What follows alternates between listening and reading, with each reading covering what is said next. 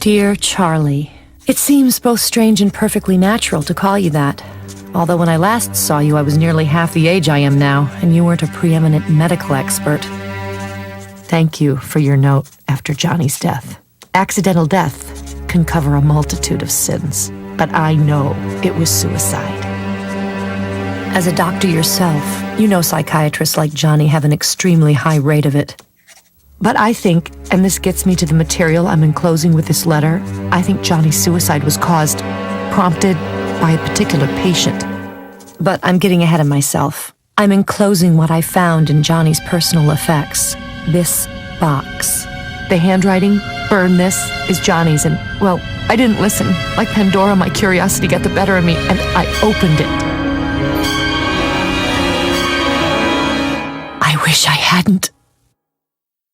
Inside the box is my brother's account of the patient he was treating. His notes, which are increasingly fragmented, refer to the patient as N. Case notes, June 1, 2007, patient N, 48, partner in a large Portland accounting firm, divorced, father of 2 daughters. Insomnia, OCD, you've heard it all 100 times before, but it's the underlying cause of those problems I came here to deal with. The reason I can't sleep, the reason for the compulsions. The reason is what happened in August of last year. What's wrong with me could be very dangerous to me, possibly to others. I'm at condition orange here, Dr. Bonsaint, edging into condition red. Do you count things? Of course I do. The number of clues in the New York Times crossword puzzle, my own footsteps, number of rings when I call someone, other people's footsteps, their shoes, black shoes on the way to lunch, brown on the way back. 30's a good number. 15 pair, most days not a problem. 30 is purty, my little rhyme. 15 is keen. At first, I thought my brother may have been planning a book, something popular in the style of Oliver Sacks. A book about N specifically, and about OCD, obsessive-compulsive disorder, in general.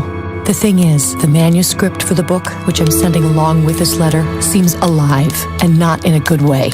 I know the places that are mentioned. You will too. For example, the field N speaks of must have been close to where we went to school as children. This field, Ackerman's Field, it's also close. A little too close for comfort, perhaps, to the bridge where Johnny committed suicide.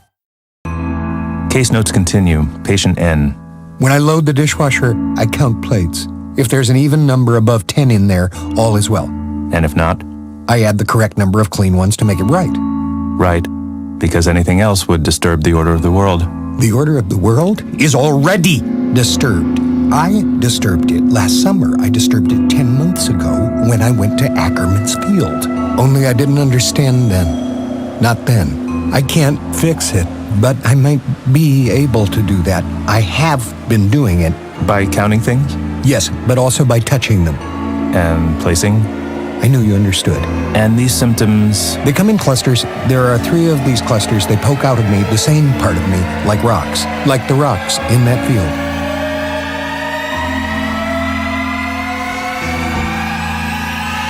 There, that makes it safe. It preserves the world. For now. Reality is a mystery, Dr. Bonsaint, and the everyday texture of things is the cloth we draw over it to mask its brightness and darkness. But there are places where the cloth gets ragged and reality is thin. Ackerman's Field is one of those places. Because when you walk up to the stones as I did, and you look at them, you can see the faces. Not human faces either, the faces of beasts and monsters. Or it could just be a trick of the light. I snapped some pictures, 5, a bad number, but I didn't know that yet. I stood back wanting to get all 7 stones in one picture, but when I framed the shot, I saw that there were really 8. 7 by the naked eye, 8 through the lens. I went from stone to stone, touching each one, counting each one. I had to. I knew that the way I know I have to keep breathing if I want to stay alive. This might all still be in my head, but if it's not, if what I saw and sensed in Ackerman's Field is real, then I'm carrying a kind of infection, which I could pass on to you. I touched the stones. I'd touched them, and they were fixed. 7 when I looked, 8 through the camera. It didn't matter. After touching them, they were fixed. I felt relieved. But I still felt afraid. There was something wrong. Everything screamed it, even the silence of the birds. So I ran. I was most of the way back to my car. I might even have been touching the door handle when something turned me around again. And that was when I saw there was something in the middle of the stones. It was turning very slowly, but it never took its eyes off me. And it saw me. It saw me looking. And it grinned. And where there was one, there would be more. 8 stones would keep them captive, but if there were only 7, they'd come flooding from the darkness on the other side and overwhelm the world. Case notes continue. Patient N, obsessive-compulsive disorder. The stones are a gate, I think. A gate between realities. Possible schizophrenic tendencies. Maintain observation for code 295.3 symptoms. But there's a gate in our heads, too. One that keeps the insanity in all of us from flooding our intellects. Is that what you think happened to you at the field? That some kind of barrier in your mind had been breached? No. Yes. I'm not sure. I felt distorted, dislocated. That I'd seen that in the stones there was a face. And I felt infected. Dangerous, as if I could summon the thing just by thinking about it too much. And it wouldn't be alone. That whole other cosmos would come spilling through like vomit through the bottom of a wet paper bag. I went around and locked all the doors. I was sure I'd forgotten a couple, so I counted. Front door, back door, pantry door, bulkhead door, garage overhead door, back garage door. 6 doors. 6 is a good number. How do you know? I just knew. It's warm, not cold. Like 5 or, 7. 6 is a fix, I remember saying. I couldn't sleep, so I counted all the books in my bedroom bookcase. 93. That's a bad number. Divide 93 by 3, you get 31, 13 backwards. So I added another book, 94. But that wasn't enough, so I got 6 more and crammed them in. 100, a good number. 6 is a fix. Exactly, you get it. And were you placing things, too? It started with just touching, but yes. Always even numbers of things, usually in a circle or on a diagonal. Circles and diagonals keep things out. Counting, touching, placing those things. It's a lot of work. A lot of responsibility. Case notes continue. Patient N. Today, N related how he got the photos he took at Ackerman's field back from the developer. He said that none of the photographs came out. So he rented a digital camera and went back to the field. Classic rationalization behavior. N wanted to return to the field and was looking for any excuse. But this time, the field was obstructed. Patient's compulsion to return to the field was so strong he was willing to risk arrest and prosecution. Classic OCD. Patient is convinced he saw something in the center of the stones. Quoting, "There was a faded place," unquote. Patient claims he felt that it seemed as if he could, quoting again, "punch out with one fist and tear right through the fabric of reality," unquote. At which point patient's delusions returned. Patient claims he heard something. He claims he heard that the stones spoke his name. So you heard your name? You make it sound like it was a trick of the wind? It wasn't. I heard my name because it was spoken. By the stones? No, not by the stones. By it. Whatever it was, whatever that grotesque, unnameable thing was, it knew my name. Did you take pictures this time? With the digital? I tried. The stones just fry the camera, but when I looked through the lens again, just like what happened before, through the lens, 7 stones become 8. You see, human eyes take away the 8th stone. A camera lens will put it back, but won't lock it in place. And without that 8th stone, without that final protection, 8 keeps it straight. Without it, it'll get through. What will? It. I'm not sure I understand. There need to be 8 stones to keep the monster away, but there are only 7. There are 7 by the naked eye, but lenses can see the 8th stone. I'm pretty sure a person could see it in a mirror, too, maybe even through a pane of glass. But there's no means of recording it, of making some kind of record of the 8th stone. Is that a polite way of saying I'm crazy? No, I'm just trying to get a clear picture, no pun intended. I get it, you want proof, right? Like you said, some kind of record, so did I. That's why I took the camera in the first place, But you couldn't take a picture, any pictures, of this 8th stone. Do you see what I'm getting at here? Yes, I do. I read about this sort of thing, trying to get the patient to confront his delusions. I get it, but here's the thing. In December, After my OCD started to subside and I was actually sleeping through the night for the most part, something came in the mail for me. Something real. Something that proved it wasn't all in my head. The letter was marked personal, no return address. There was something inside. I could feel it through the envelope. AF. And what did you think the AF stood for? Come on, Doc. What do you think? Ackerman's Field, right? Or a person's initials, or... I knew what it was and what it meant. If there'd been a letter, it would have said, I tried to keep you out. It's not my fault and maybe not yours, but either way, this key and all it opens is yours now. That's very specific. That's what it would have said. You sound pretty certain of that. I am. Just like I'm certain that field is now my field. Those stones are now my stones. And whatever it is they're keeping is my responsibility. Just like I understood that I had activated the place just by looking at it. By looking, I took away the 8th stone. I could put it back with a lens, but only for a while. I had to keep renewing the protection with symbolic acts. Things were better last winter. The OCD got better, but then in April, things started getting bad again. I was counting more, touching more, and placing just about everything that wasn't nailed down in circles or diagonals. I started having nightmares again. The same dream. A dark, unspeakable dream. I could see it clear as day, as gray-black as twilight. And even though it was a dream, hope, it was a dream, just a dream. I knew it had escaped from the standing stones in Ackerman's Field. And I knew that it was my fault because I'd failed in my responsibilities. So this creature, the one that you let escape... Kathan. Excuse me? It's what the creature was saying in the dream. The creature can speak. The creature speaks without talking, just like the stones did. Just like the stones did when they spoke to me.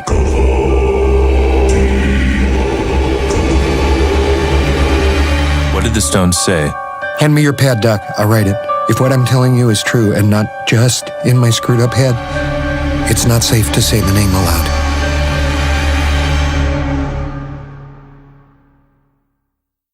Case notes continue. Patient N. By his own account, N's OCD improved with the arrival of the winter months. Related to SAD, seasonal affective disorder, somehow. Explore further. Possible paper there. However, although the OCD was apparently getting under control, patient experienced vivid nightmares, culminating in a relapse, to wit, a return to Ackerman's Field. Transcript of patient's account follows. The hay was growing up in the field again, and most of the sumac bushes were turning green, but I saw a scary thing. The darkness was back, inside the stones, but I saw no eyes this time. I wasn't too late, thank God. There was just the darkness turning and turning, seeming to exult in the fragility of our world, and I knew what I had to do. The sound of the hay brushing against the cuff of my pants was like a voice, and it was warning me to keep away. Forcing myself to go down to that ring of stones was the hardest thing I've ever done. The voice growing louder in my ears. The warning, keep away, getting more urgent. The air began to taste diseased. My skin began to thrum. But somehow I got there. And when I did, I knew what I had to do. 1, 2, 3, 4, don't come to my world anymore. 5, 6, 7, 8, because 8 keeps things straight. 2, 4, 6, 7, 8. Just the evens, because evens are safe. Good numbers, safe. That turning darkness began to recede with each pair, and by the time I got to 8, it was gone. And I understood. I understood why things had gotten better for a while. It's the solstice. You see the same patterns repeated all over the world. They're calendars, but not just for days and months, for times of greater and lesser danger. The darkness gathers and recedes, like the tide. The summer solstice is the point of highest danger, the winter, the lowest. I didn't get better in the winter. The darkness just went away. And whether it's real or all just a delusion, the work is just as hard. The responsibility. You can't imagine the responsibility for the entire world, Doc. The weight of it, literally on my shoulders. It just feels that way. The work we have to do now is... At least I'll get a break come winter. if I make it that far. What do you mean? And you know what I think? I think we finished, you and I. Actually, I think we still have a great deal of work left to do. No, we're done. This concludes today's program, as they used to say on the radio. This is very common. After a breakthrough, it's normal for patients to want to... Thanks, Doc. Look, don't worry. You may see me again, or at least hear from me. I can help you. It just takes some time. Thank you, Doc, for everything, for listening. By the way, those, I wouldn't move them if I were you.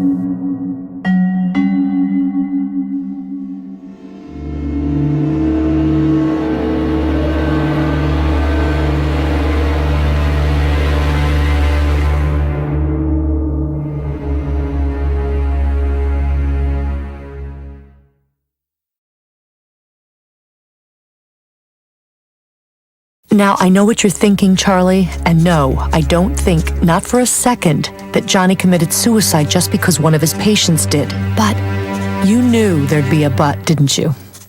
I just wonder if the two deaths aren't connected somehow. Because, well, read the manuscript Johnny had started. I think you'll see what I'm talking about here. He went to N's funeral, for one thing. You're a doctor. You tell me, is that normal? I mean, for a psychiatrist to go to the funeral of a patient, particularly one who committed suicide? I don't know. It feels wrong somehow. A little too intimate, you know? And then there's this project, this manuscript, this decision to go forward with it, to write it. Okay, I know this is going to sound silly or crazy or both, but, well, if you can't confess a secret to a dear old friend, who can you confess to? I'm afraid that Johnny's decision to start the manuscript, to spend even one more second in N's head, I'm afraid that that's what contributed to Johnny's suicide. Can a research project lead to depression, to suicide? Probably not. Like I said, I know it sounds crazy or silly or both. Backtrailing a patient's mental illness to its source is never comfortable. But once I was there, at the literal ground zero of N's delusion, I was struck by the quiet power of the place. What caught my attention was the little cluster of sumac bushes, the same ones N described. They weren't dead, but the leaves were black, and they had no shape. They were ill-formed things, somehow hard to look at. They offended the order the eye expected. As fundamentally disturbing as that was, what I spotted next was even worse. It was 10 yards away and hidden by the bushes, but I knew instantly what it was, and that I'd made the wrong choice in coming here. There was something in the envelope. Of course there was. Why else go to the trouble of putting it in a baggie to keep it dry? Why go to the trouble of leaving the envelope at all? And I knew it for what it was, even before I tore open the envelope and dumped it into my hand. Sorry, Doc. 2 words, 3 counting N's name. Not a good number. I looked around. I don't know why. That's not true, I know why. I'd felt someone behind me. Kathan. And I decided that it was time to leave. That's enough. If something has mutated the trees, some environmental condition that's poisoned the ground, so be it. It doesn't matter. What matters is that there are 8 stones. There are 8. You have tested the world and found it as you hoped it would be. As it always was. Go back. Go back to your life. Go back while you still can. Go back while you still can. I felt an urge, a strong urge, one I'm ashamed to admit. Almost as much as I'm ashamed to admit I gave into it. I looked, and there were only 7 stones. Not 8 stones, 7. I counted them twice to make sure, and it did seem darker inside the stones, as if a cloud had passed over the sun. But it didn't look like a shadow. It looked like a particular darkness, as if it contained the 8th stone I saw when I'd arrived. I'd put the key and the envelope in my pocket, but I was still holding the baggie. Without really thinking about what I was doing, I raised it to my eyes, and 8 stones. Thank God. I lowered the baggie and looked at the stones dead on. Still 8. Solid as the foundation of the Taj Mahal. 8. I walked back to my car, successfully fighting the compulsion to take one more look. Why look again? 8 is 8. Let's get that straight. A little rhyme, just like N liked to do. But just because I had a moment of being like a child frightened by a ghost story doesn't mean I've contracted N's affliction. I'm a psychiatrist, a PhD, and trained medical professional, and I'm here to tell you that mental illness can only be contracted genetically, if at all. I'm carrying a kind of infection which I could pass on to you. I have decided against the article. Best to put the whole business of N behind me. I've thrown the key away. No, the article remains abandoned. However, I see no reason to discontinue writing down my thoughts and observations as a kind of journal. Fished the key out of the trash this morning. It's just a key. All right, yes, I admit it. I have been counting a few things and making sure there are even numbers around me. Paper clips, pencils in the jar. Doing this is strangely soothing. I have caught N's cold for sure. Something is wrong out there. The eighth stone is weakening. Counting helps, but does not fix the basic problem. This must end. I'm going out there. I'm going back.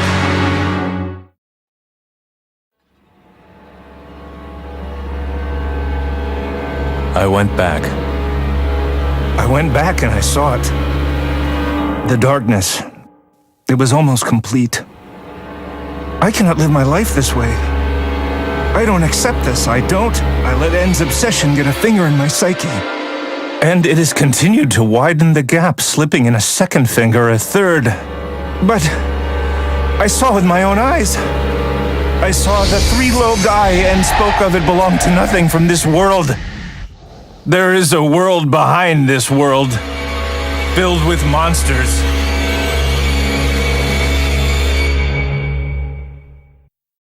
I think a Neurontin script might help. Anti-seizure medication, strictly speaking, but in cases like mine, it's been known to help. Valium helps more than Neurontin, I think, as long as I don't overdo it. Cymbalta, that's the trick. Valium and Neurontin have 6 and 10 letters each, which is good, but Cymbalta has 8. And 8 keeps it straight, just like N said. 6 is a fix, but 8 keeps it straight. Back from Motown, covered with sweat, shaking, but 8 again. I fixed it. It was trying to eat its way through, but I was just in time. It was on the verge of getting out. The protections only hold so long. One thing, if I kill myself, the torment ends. I cannot live this way.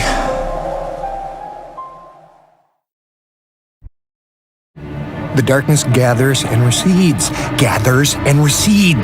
The summer solstice is the point of highest danger. The winter, the lowest. I didn't get better in the winter. The darkness just went away. Better lately. My ideas seem more my own. Today the field was silent, the hay dead, the trees at the foot of the slope bare, the world waiting for snow. You're back. That's good. I was worried about you. I had a sort of crisis this summer and fall. A crisis of spirit. But I'm better now.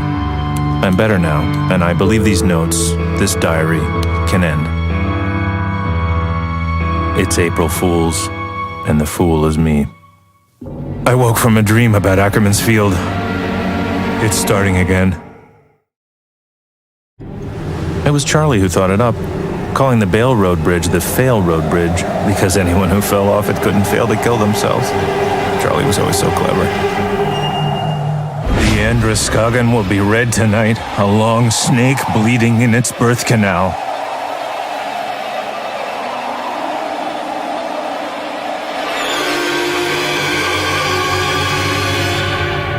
Nick's picks in Mott and Sticks. Those stones don't photograph, and was right about that much anyway. Each deeper than the last. This is the design all the earth proclaims. 8 is fate and keeps the world straight. Good deal for the world. Not such a good deal for Dr. Bunsaint. Charlie was always so clever.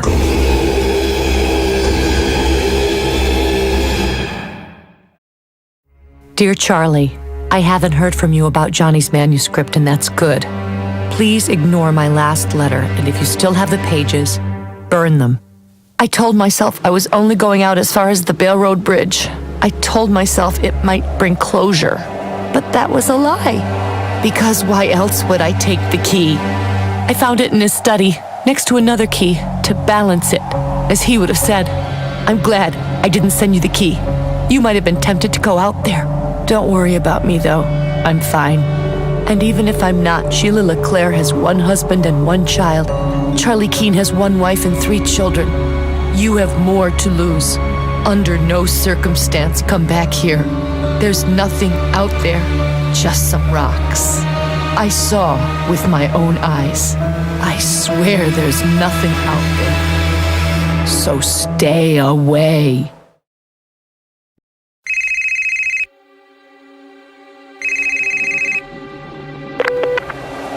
The caller you are trying to reach is unavailable.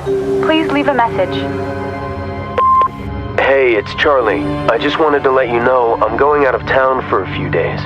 Going back home to Maine, a little town called Moughton. I'm attaching a map. The reason is I think there's a story here, this double suicide, brother and sister. Here are some photos. Maybe it could turn into a piece on obsessive-compulsive disorder. Maybe an angle on how OCD can actually be passed via transference from family member to family member, or even person to person. I'll tell you, the idea of that kind of scares the crap out of me. But that's what makes it a story, right? Look, I'm about to get on the plane. The place I'm looking for, Ackerman's Field, isn't on any map, but I have a pretty good idea where I think it is. Maybe I'll email you some pictures when I get there.